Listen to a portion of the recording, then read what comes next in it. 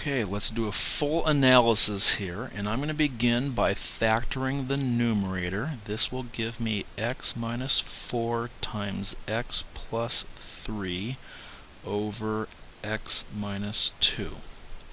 Okay, we want to start by looking at where will the y-intercept be.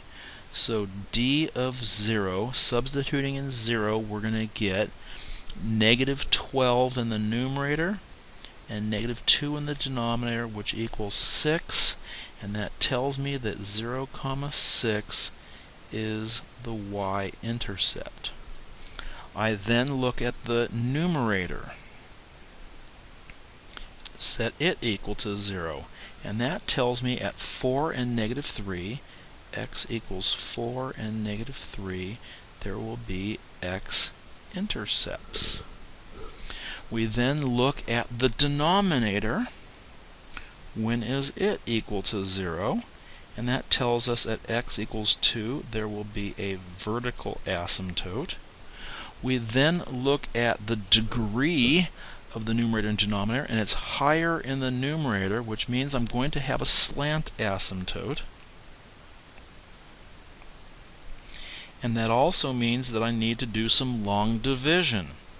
So I need to take x minus 2 and divide it into x squared minus x minus 12. X goes into x squared x times, multiply to get x squared minus 2x. I'm now going to subtract and add the opposite here, which means I'm going to have an x minus 12. X goes into x one time, so I'll write x plus 1, and I'm going to stop there because I don't need all the remainder stuff.